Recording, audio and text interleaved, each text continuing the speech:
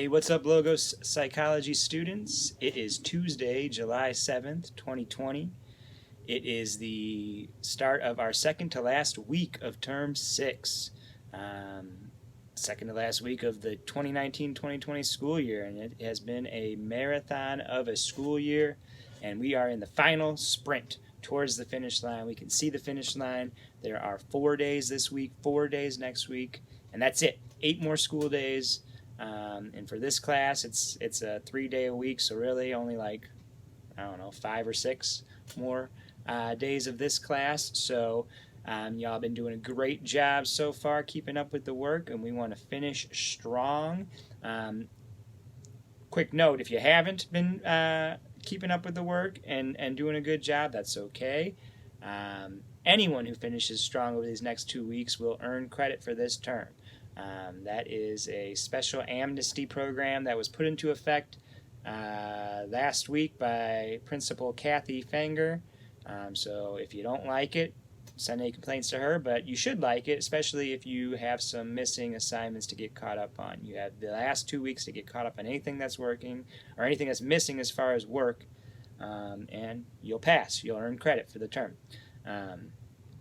If you have been keeping up with the work, keep doing what you've been doing for the next 2 weeks, and we will finish this term out great. Let's look at what we got on the agenda for today. If we go to our Blackbaud class page, we're looking at the class page and our class bulletin board. We see the announcement about the Zoom meeting this week. As always, it will take place on Thursday. That's a couple of days from now.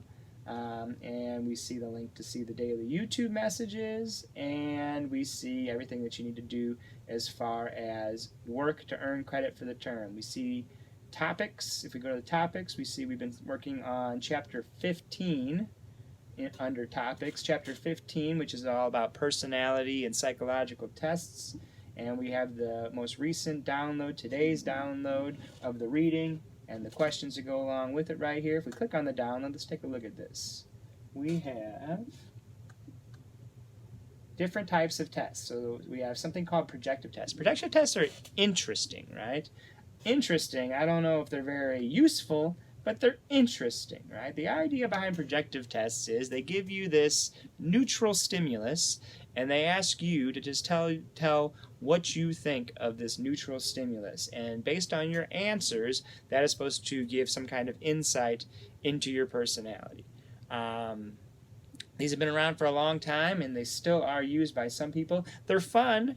I don't know how useful they are. More useful, yes, so the Rorschach test, the Inkblot test is a common projective test. There's another one called a thematic apperception test, a TAT. These are fun, right? I don't know how useful they are. But aptitude and achievement tests, which are also in this section, absolutely can be useful. Aptitude tests are tests that test, what you're good at, right? So specific skills, right? Like mechanical comprehension, verbal skills, clerical speed and accuracy. These are good tests for, like, seeing what kind of career professions you'd be good at. So they test a specific skill that is necessary for a specific job, right? So that's where we see these aptitude tests used a lot. And then achievement tests. Achievement tests are just tests to, basically, you've taken these tests plenty of times. These are the MAP tests. These are the end-of-course exams. These are the ACT and SAT. These are all forms of achievement tests. And the whole point of achievement tests is to see what information you have retained from your instruction in the classroom, right? They can be useful, but they can also be misused at times. Many times they're used as, a predictor of how well you're going to do on college work, and they're not a very good predictor of that. For a long time, SAT and ACT scores have been a major factor in determining, your eligibility for acceptance into certain colleges. More and more colleges in recent years have been getting away from that, and that's because there are better predictors, better tests of how you will do in college than the SAT or the ACT. But they're still used, and they're still valid for certain applications. So you have, it's a pretty short reading, about 5 pages, and then you have the 4 pause for thought questions to go along with it, which, as always, you can find them either embedded right here in the Topics tab, or if we go back, you can find them under the Assignments tab. Also under the Assignments tab, you will find today's question of the day. And this is fun, question of the day. Today's question of the day, let's go take a look at that, has a link. And it says, follow the link to complete a Rorschach Inkblot test. Do you think this test and its results are valid and or reliable? Why or why not?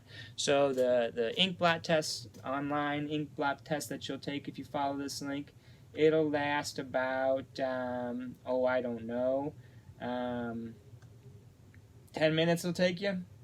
But I like it. It's interesting, like I said, because it asks you to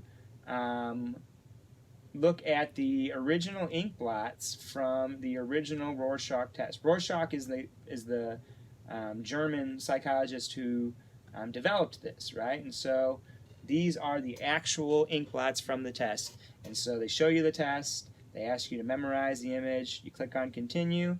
And they give you some options. Choose what would be the best description of the image you just saw and mark it in the column first. If there's a second description that fits it well too, mark it in column second. So, what did I see there? I think I saw a bat, right? Or nothing at all. Okay.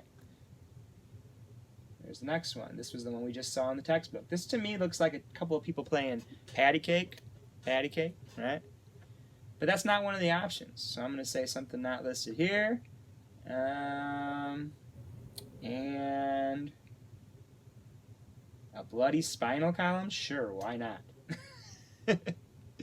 Alright.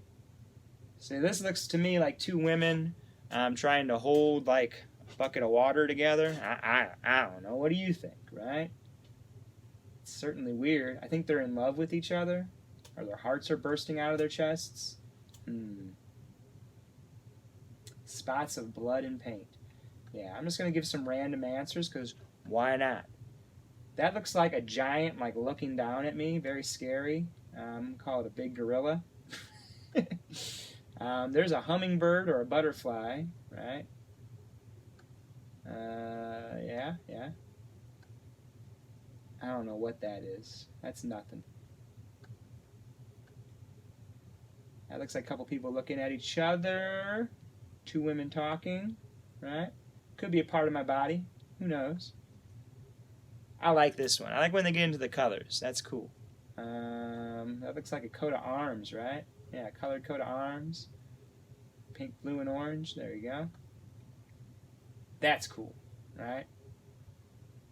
So, go ahead. I think there's 10 of these. I've already gone through like 5 or 6, so it doesn't take you that long. Don't overthink it. And let me know what you think. Answer the question of the day. Do the reading. Answer the reading comprehension questions. And as always, if you have any concerns or questions, let me know. This is just for fun, so don't take it too seriously. But I would like to know in your answer to the question of the day what you think of it. So, if you have any questions or concerns, let me know. Otherwise, let's have a good week and a good couple weeks to the term. Last couple weeks of the term.